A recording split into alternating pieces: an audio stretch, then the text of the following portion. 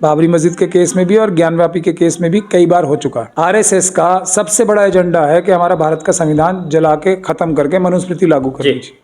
RSS के लोगों ने संविधान जलाया और एक बार नहीं दर्जनों बार जलाया। हालांकि आवाम इतनी बहादुर है, वो किसी से नहीं डरती।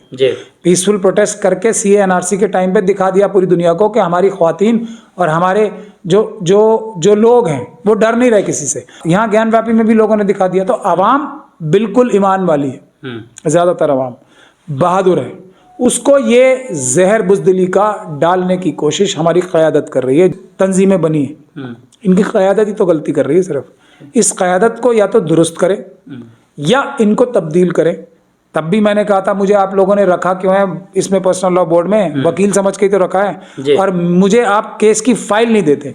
मुझे कभी भी पर्सनल लॉ बोर्ड ने बाबरी मस्जिद की फाइल देखने तक को नहीं दी है। बात है ईमानदारी और बेईमानी की, बात है जीतने के लिए लड़ रहे हैं या हारने के लिए लड़ रहे हैं। बात यह है कि पैसे कमाने के लिए लड़ रहे हैं और आरएसएस से फायदे उठाने के लिए, अपने सारे इंटरेस्ट को कॉम्प्रोमाइज करने के लिए लड़ रहे हैं। आदाब दोस्तों, मैं आपके साथ जफर सिद्दीकी, आप देख रहे हैं मिल्लत टाइम्स। जिस तरीके से ज्ञानवापी मामले में हाई कोर्ट ने आज ये कहा कि पूजा नहीं रुकेगी, मुस्लिम पक्ष जो है वो हाई कोर्ट पहुंचा था ये रोक लगाने के लिए कि वहां पर पूजा अर्चना जो हो रही है वो रुक जाए, लेकिन वहां पर हाई कोर्ट ने रोक लगा दी है। कहा है कि पूजा अर्चना नहीं रुकेगी, अगली तारीख दे दी है। पूरे मुद्दे में साथ बातचीत करने के लिए मौजूद है सुप्रीम कोर्ट के वरिष्ठ वकील महमूद प्राचा जी। महमूद प्राचा जी, जिस तरीके से बाबरी के बाद प्राण प्रतिष्ठा हुई, प्राण प्रतिष्ठा के ठीक बाद मथुरा और काशी का जिक्र शुरू हुआ और अब वहां पर ज्ञानवापी में जो है पूजा अर्चना शुरू हो गई, कैसे देखते हैं आप? देखिए, पहले ज्ञानवापी की बात बता दूं मैं आपको जी। आपके जो सामीन हैं उनको ये बात पता होना ज़रूरी है कि जो हालात हाज़रा क्या है। ज्ञानवापी में एक ऑर्डर हुआ, उसके खिलाफ सीधा उनके वकील जो ज्ञानवापी मस्जिद जो कहलाई जाती है, पता नहीं क्यों कहते हैं उसे ज्ञानवापी मस्जिद, मुझे आज तक समझ में नहीं आया। खैर, ज्ञानवापी मस्जिद का नाम ज्ञानवापी नहीं होगा अगर इसकी ठीक से तहकीकात की जाए तो। लेकिन लोग कहते हैं, चलिए कहते रहिए। तो जब डिस्ट्रिक्ट कोर्ट का ऑर्डर आया तो एक आम कानूनी समझ रखने वाला आम इंसान जो वकील भी नहीं है वो ये जानता है कि हाई कोर्ट जाना चाहिए। बिल्कुल। एक डिस्ट्रिक्ट कोर्ट के ऑर्डर के सबसे पहले बात गया सुप्रीम कोर्ट जाया गया। सुप्रीम कोर्ट ने जो होना ही था उसमें कोई नई बात नहीं है, क्योंकि ऐसा बाबरी मस्जिद के केस में भी और ज्ञानवापी के केस में भी कई बार हो चुका है। तो सुप्रीम कोर्ट ने ऑब्वियसली यही कहना था कि भाई आप हाई कोर्ट जाइए ना, अभी यहाँ सीधे क्यों आ गए। जी हाँ, स्टेप बाय स्टेप जो सिस्टम है उसी से, मतलब ये एक आम कॉमन सेंस की बात है जी। तो सुप्रीम कोर्ट ने वापस हाई कोर्ट भेजा, लेकिन अब एक दबाव आ जाता है कि सुप्रीम कोर्ट जो सबसे हाईएस्ट कोर्ट है उससे आप नाकाम होके या डिफीट होके आए हो हाई कोर्ट, तो एक हाई कोर्ट के ऊपर भी एक समझ लीजिए एक मॉरल दबाव होता है कि सुप्रीम कोर्ट ने इस चीज़ को रिजेक्ट करके हमारे पास भेजा है जी। Supreme Court obviously High Court से बड़ी कोर्ट है जी। अब वहाँ जाके मैंने आज जो बहस पढ़ी है उसमें क्या बहस में जो मुझे नज़र आया लाइव लॉ में और बार एंड बेंच में, उसमें ये नज़र आया कि जो हाई कोर्ट के जज साहब हैं उन्होंने ये पूछा कि आप ये बताइए हमें पहले कि आपने ये जो ऑर्डर है पूजा करने का वो तो चैलेंज कर दिया, इससे पहले एक 17 तारीख का ऑर्डर है 17-18 का, वो ये कहता है कि कब्ज़ा जो है वो इनका है, वो कब्ज़े का ऑर्डर था। 23 और 24 की तारीख को, ये मैंने उस रिपोर्टिंग में ही पढ़ा है, कब्ज़ा जो है उनको उन्होंने ले भी लिया था जी। तो अब आप ये वाला ऑर्डर जो बात का है पूजा करने का वो तो चैलेंज कर रहे हो, लेकिन आप जो कब्ज़े वाला ऑर्डर है 17 तारीख का जिसको इम्प्लीमेंट 23 और 24 जनवरी को कर लिया गया है उसको आपने चैलेंज ही नहीं किया। तो अंग्रेजी में एक कहावत है ना, putting the cart before the horse, मतलब घोड़े को जो ठेला है उसको घोड़े से आगे लगा देना, ये काम आप क्यों कर रहे हो।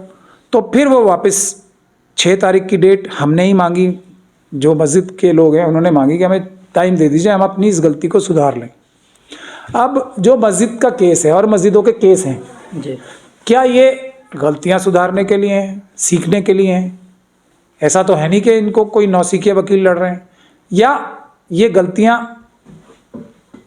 करने की इजाज़त कम्युनिटी को देनी चाहिए।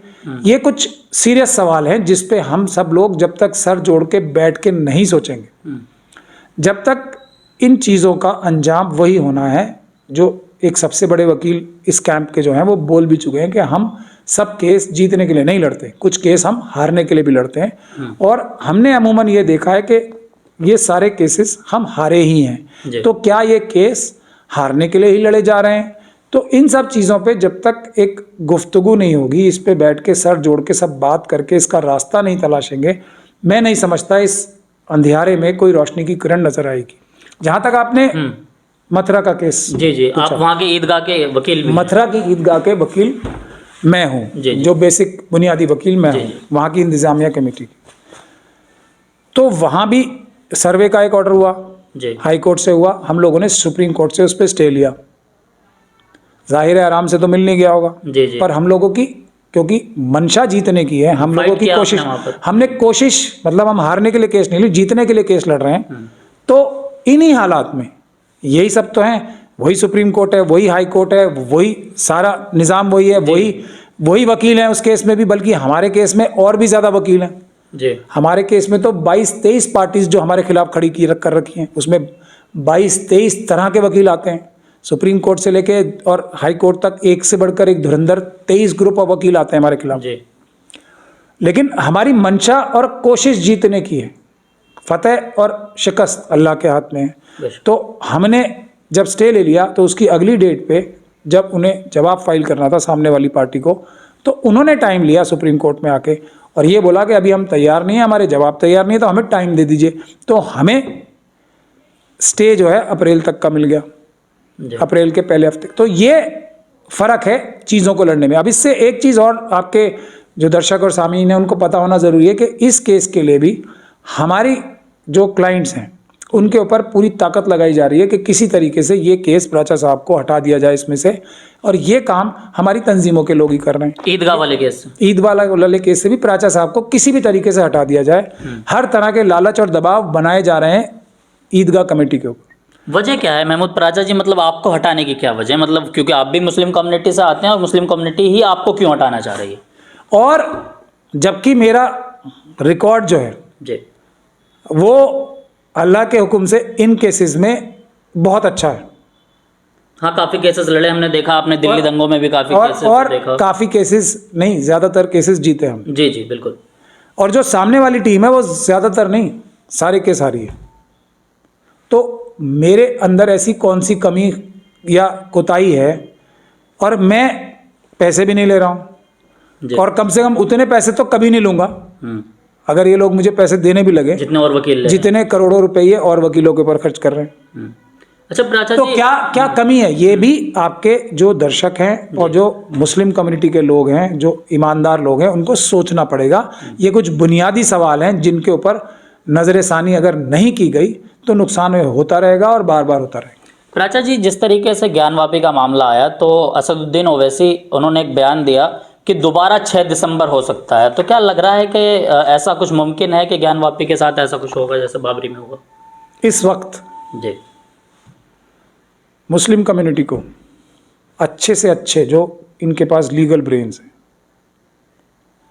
और जो ताकतवर लीगल ब्रेन्स हैं, अदालतों में उनकी ज़रूरत है। और किसी जगह या तो पीसफुल प्रोटेस्ट में बहादुर कायदों की ज़रूरत है, और अदालतों के अंदर जो बेस्ट हमारे ब्रेन्स हैं, लीगल ब्रेन्स, कानूनी जो बेस्ट लोग हैं, उनकी अदालतों में ज़रूरत है, सड़क पे भी और अदालतों के अंदर भी। मैं तो बैरिस्टर नहीं हूँ, जी मुझे मौका था लेकिन मैं गया नहीं बैरिस्ट्री करने, क्योंकि जा सकता था, लेकिन मैंने इसको एक वेस्ट ऑफ टाइम समझा। वो मेरा अपना आउटलुक है, मैं नहीं जी, गया। लेकिन जो बैरिस्टर हैं जिनका ओहदा जो है वो मुझसे ऊपर है, बैरिस्टर का ओहदा जी, एक आम लॉयर से बहुत ऊपर होता है, जी और फिर उनके पीछे, अगर ये सिर्फ एक ही की बात नहीं कर रहा हूँ मैं, और भी हमारे वकील हैं जो मेंबर ऑफ पार्लियामेंट भी हैं। तो मेंबर ऑफ पार्लियामेंट होने से वकील की ताकत जो है और बढ़ जाती है, दुगनी हो जाती, तिगनी हो जाती है। तो ऐसे लोगों की, और जो इतने ज़्यादा ज़हीन और शार्प हैं, उनकी सबसे ज़्यादा ज़रूरत इस वक्त अदालतों के अंदर है। क्योंकि चाहे कोई कितना भी, मैं ये नहीं कह रहा कि हारने वाला नहीं, अगर कोई जीतने के लिए भी केस लड़ेगा, जिसको इस्लाम मज़हब के बारे में जो निटिग्रिटीज हैं, न्यूआंसेस हैं, वो नहीं पता होंगे तो वो मजबूती से वो केस लड़ ही नहीं सकता। इस वजह से भी ऐसे लोगों की अदालत के अंदर जो लीगल ब्रेन्स हैं, शार्प हैं, ज़हीन हैं, ज़बरदस्त ज़हीन है और ज़बरदस्त ओरेटर यानी कि मुकर्रर, जी उनकी अदालतों के अंदर ज़रूरत है। मैं ये बात कह के यहीं छोड़ना चाहता हूँ, क्योंकि ये बाहर के में सिर्फ लफ्ज़ी है, इससे कुछ नहीं होने वाला। मैं इससे ज़्यादा कुछ नहीं कहना चाहता। लेकिन प्राचा जी, जिस तरीके से आज मौलाना महमूद मदनी साहब ने अपनी प्रेस कॉन्फ्रेंस करी, उन्होंने ये कहा कि जो कानून की किताबें उनको जला देनी चाहिए, तो क्या कानून की किताबों को जलाकर ज्ञानवापी या बाबरी या ईदगाह जैसे मामलात में हमें जीत हासिल हो सकती है? अब फिर मैं वही बात कहता हूँ तो फिर मेरे ऊपर इल्ज़ामात लगते हैं। अब मैं क्या कहूँ, आरएसएस का सबसे बड़ा एजेंडा है कि हमारा भारत का संविधान जला के ख़त्म करके मनुस्मृति लागू करनी चाहिए।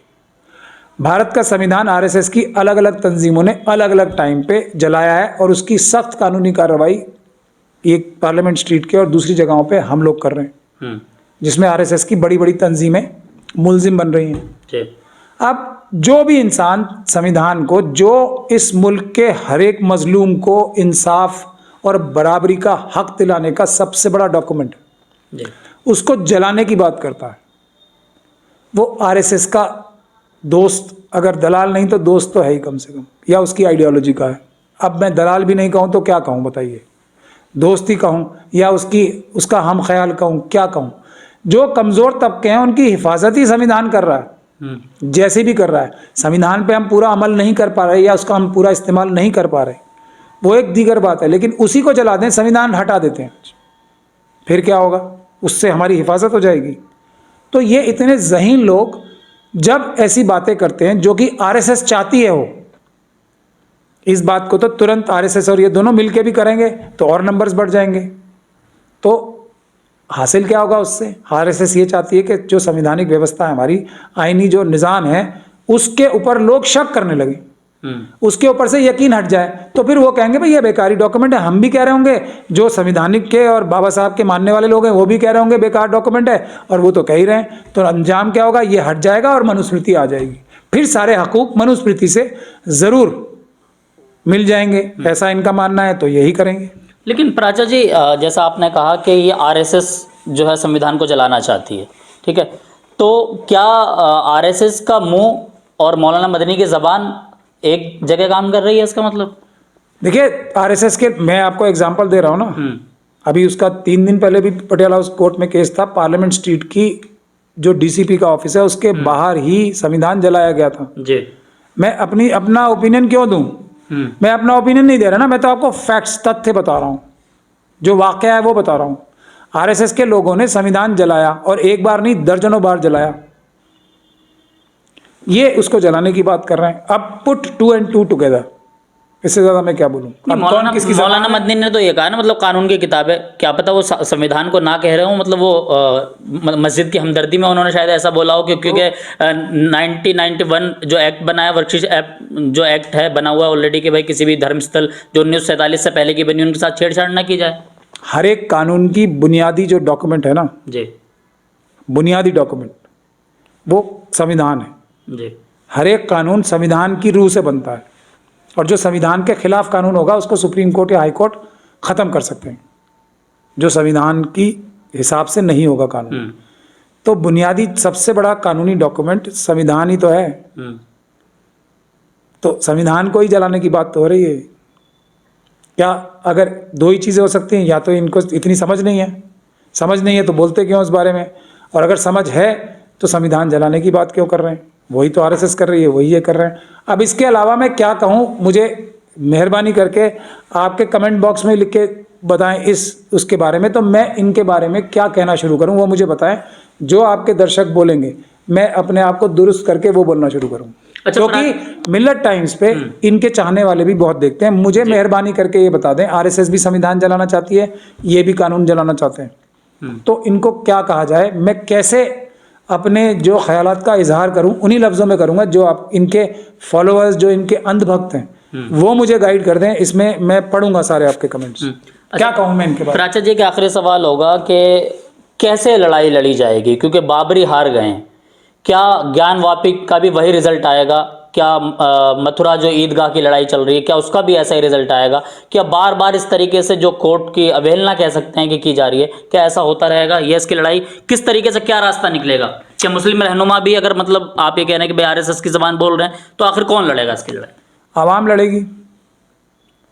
आवाम अगर नहीं जागरूक होगी और आवाम मुनज़्ज़िम होके, सबसे आसान काम ये है कि हमारे जो कायद हैं, चाहे वो पॉलिटिकल, सियासी, सोशल, उनके ऊपर दबाव बनाएं और उनको, अगर वो सही रास्ते पे, राह रास्ते नहीं चलते, तो उनको बेनकाब करें। उनके खिलाफ तो प्रोटेस्ट कर सकते हैं, कहीं और जाने में अगर दिक्कत महसूस होती है। हालांकि आवाम इतनी बहादुर है, वो किसी से नहीं डरती है। जी, पीसफुल प्रोटेस्ट करके सीए एनआरसी के टाइम पे दिखा दिया पूरी दुनिया को कि हमारी ख्वातीन और हमारे जो जो जो लोग हैं वो डर नहीं रहे किसी से।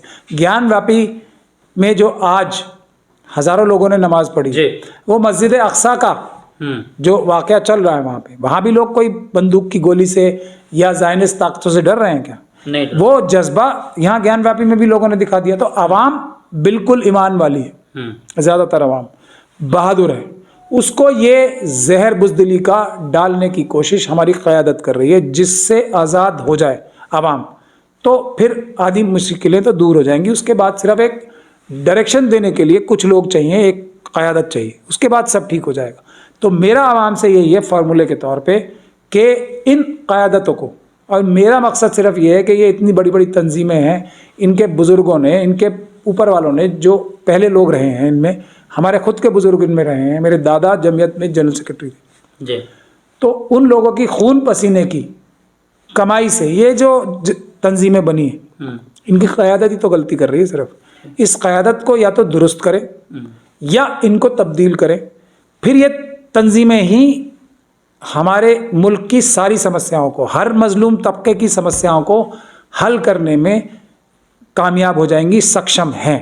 ये मेरा मानना है। उसके लिए ज़रूरी ये है, क्या है इंसान किसी भी शक्ल में नज़र आ रहा, उसका चेक करने का टेम्परेचर ये होना चाहिए कि क्या वो कलमे पे कलमा सिर्फ पढ़ता है या उस पर यकीन भी रखता है, क्या आलिम है या ईमान वाला भी है।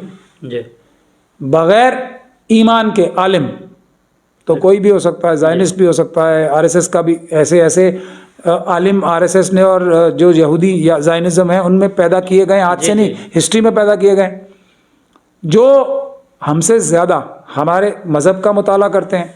लेकिन उनमें क्या कमी होती है? ईमान नहीं। तो ईमान ज़्यादा ज़रूरी है। ईमान वाले लोगों को क़यादत दी जाए, भले ही वो कुछ कम आलिम हो। मेरा फार्मूला यह है, मैं सही भी हो सकता हूँ, गलत भी हो सकता हूँ। और अगर ईमान वाले लोग क़यादत में आ जाएंगे तो सिर्फ मुसलमानों की हिफाजत के लिए नहीं खड़े होंगे, वो हर मजलूम की हिफाजत के लिए खड़े होंगे। इंसाफ और बराबरी का जो सोशल जिम्मेदारी मज़हब इस्लाम ने, अल्लाह ताला ने हमारी लगाई है, रसूल अल्लाह ने हमारी जिम्मेदारी जो लगाई है, हम उसके लिए लड़ेंगे। और फिर सब मुश्किलें आसान पहले भी हुई हैं, आज भी हुई हैं। फ़िलिस्तीन में आप लोग देख ही रहे हो कि मुट्ठी भर लोगों ने जी, पूरी दुनिया का जो सोचने का नज़रिया बदल दिया, अपनी बहादुरी और अपने ईमान के दम पे। और कुछ नहीं है उनके पास, लेकिन सिर्फ उनका ईमान उनके साथ है, उन मुट्ठी भर लोगों के साथ, जिससे वो हट नहीं रहे। चाहे वो पढ़े लिखे हैं या नहीं है, आलिम हैं या नहीं है, ये मैं नहीं जानता, लेकिन ईमान का दर्जा हरारत उनका ऐसा है, पूरी दुनिया को उन्होंने अपने कुर्बानी के जज्बे से पूरी दुनिया का रुख बदल दिया। वकील साहब, लेकिन एक सवाल ये है कि जिस तरीके से आप मथुरा का केस खुद लड़ रहे हैं, आप वहाँ के वकील हैं और आप all India Muslim personal law board के मेंबर भी रहे हैं, वकील भी रहे हैं, और बाबरी का केस बहरहाल मुस्लिम पक्ष हार गया या जो भी उनके पक्ष में फैसला नहीं आया, तो क्या आप ज्ञानवापी के जो लोग लड़ाई को लड़ रहे हैं मुस्लिम समाज की तरफ से, आपने उनसे बैठकर बातचीत करने की कोशिश करी? अगर आप इस केस को लड़ें तो क्या कोई रास्ता निकल सकता है ऐसा? नहीं, देखिए, जब बाबरी मस्जिद का केस चल रहा था, मेरी पर्सनल लॉ बोर्ड की जो जनरल बॉडी की मीटिंग हुई थी, मेरी उसमें स्पीच है जी, 2015 में हैदराबाद में। मैंने ये बातें हारने से पहले कही थी कि आप 100% हारोगे जिस रास्ते पे आप चल रहे हो। आपने स्टेटस को एंटी के लिए, ये रिकॉर्डेड है, सारी मिनट्स में हैं, और बहुत तवील बहस हुई थी इस पर स्टेज से। ज़फ़र जिलानी साहब और दूसरे लोग सब ये थे। तो उस वक्त मेरी बात नहीं मानी गई, तब भी मैंने कहा था मुझे आप लोगों ने रखा क्यों है इसमें पर्सनल लॉ बोर्ड में, वकील समझ के ही तो रखा जी। है, और मुझे आप केस की फाइल नहीं देते।